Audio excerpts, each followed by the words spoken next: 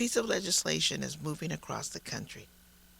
Massachusetts is the 18th state to adopt the Crown Act, which prohibits discrimination based on natural hair or protective styles, a law that benefits black people. This is something to be happy about, right? My name is Rhonda Frederick. I'm an associate professor of English and African Diaspora Studies at Boston College. I'm really surprised that certain laws exist or have to exist. So the fact that you need a law to say that you can't discriminate against black people because of our natural hair it makes me angry that we have to do that. But I guess, Massachusetts wants to celebrate itself for making this choice, but I was just like, yeah, that the choice has to be made is a little troubling. So I'm still kind of working through that.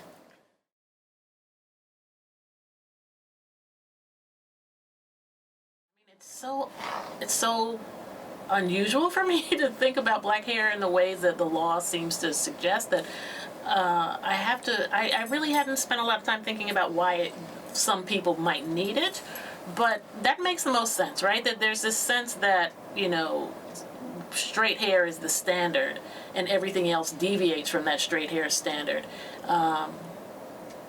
So, yeah, there's this notion that anything that's not like closest to European hair, even European curly hair, is unacceptable. That they need to, yeah. I think it's just like the normalization of European or straight hair as the standard, right? We stop thinking about it as a type of hair. We just think of it as normal, and that is where it gets unconscious. You don't sit down and think, I'm going to discriminate against hair that is not like mine or hair that black people have. It's like, this is a business style, therefore everything else needs to accommodate it in some way. When I was a child, my friends wanted me to wear my hair down. My mother would never agree to that. By the end of the day, it would be a tangled mess. And I told my friends it would attract dirt because of the grease my mother put on it. Your mom puts Crisco on your hair? Someone asked. People need to learn about black people's hair. They can teach themselves. I'm like, the internet, we use the internet for everything except sensible things. I'm like, if you don't know and you're too ashamed to ask, go on Google and say, please, tell me what do I need to know about black hair, or what is black hair? What is natural black hair? And then you can start there. That's always amazing to me that's the easiest thing to do, and I guess the hardest thing to do at the same time. But look and observe. I watch people on the trains, I watch people walking in the street, and the different styles are present and available for you, so you can have a visual literacy if nothing else.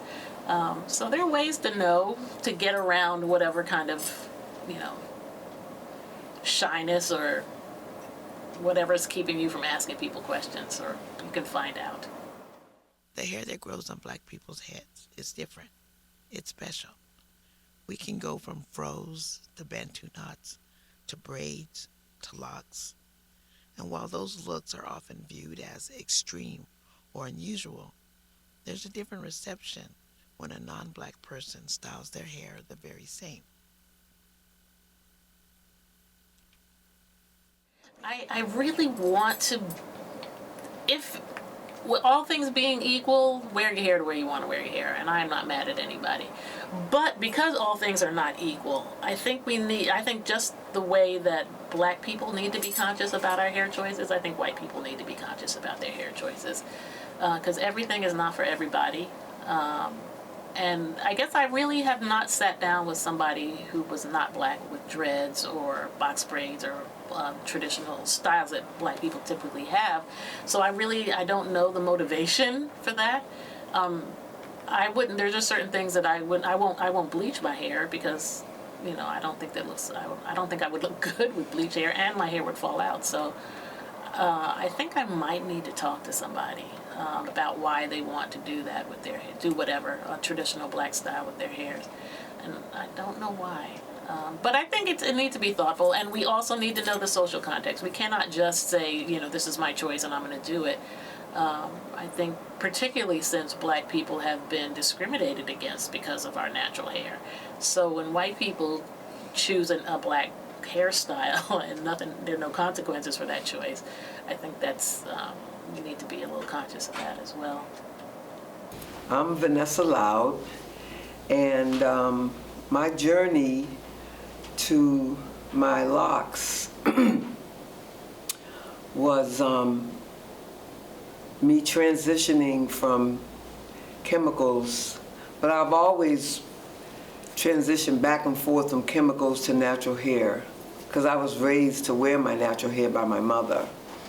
But I did always dip and dab in chemicals too, and then finally I got to a place in my life where I just was tired of messing up my natural hair to make it straight with chemicals. And I had a beauty salon. I'm still licensed. I've been licensed now about 40 years. I had a beauty salon for 13 years. And before that, I had been doing hair about 13 years before that. And so I just got to a place where I just was tired of pretty much killing my hair with the chemicals. And I got tired of not, I don't think I had a problem with my natural beauty, but I think something was there because I wasn't really embracing it like I should have, and I was ready to embrace it and just be natural. And I just wanted to go to a higher place in my beauty. Not so much as beauty, just being my natural self. And so I started hearing things about the chemicals, what the chemicals were doing to our body. And I started hearing spiritual talk at the hair shows about what was going on inside of us when we weren't accepting our own beauty as our own. Nappy hair, because our hair is classified as nappy. And that had a negative tone to it in itself. But it's not negative to me now because that's just what my hair is. It's nappy and it's natural.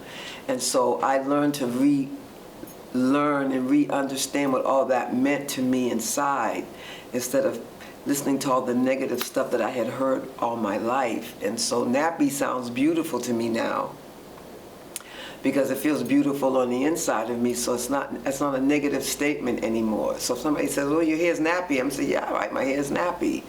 And I'm quick to say, I'm happy to be a nappy sister. It feels good, I couldn't even see myself going back to straightening my hair. I don't really remember what that was like.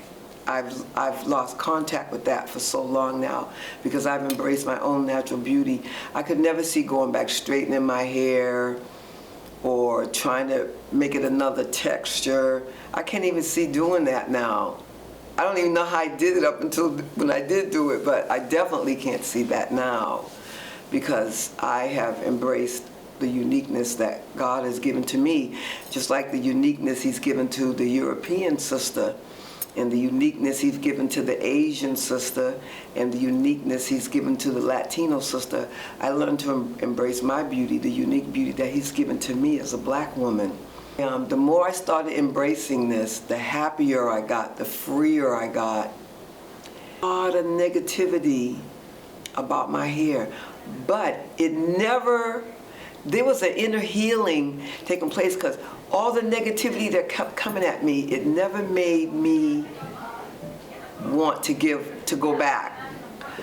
It never did that to me, even though I had to process some of the hurt sometime, but it didn't last long because I was feeling so good about what was happening with me with my natural hair that I wasn't torn between a path. I knew which way I was going. What I was trying to figure out is, what people do I need to let go of to get out my life to take on this new journey about my beauty? our young black girls and our little black girls need to see us wearing our natural hair, because we're helping them to come up and do what they've got to do and not be ashamed of their beauty, not be ashamed of how they look. I mean, that nappy hair goes with our wide noses and our full lips and our big behinds, and it just goes with us.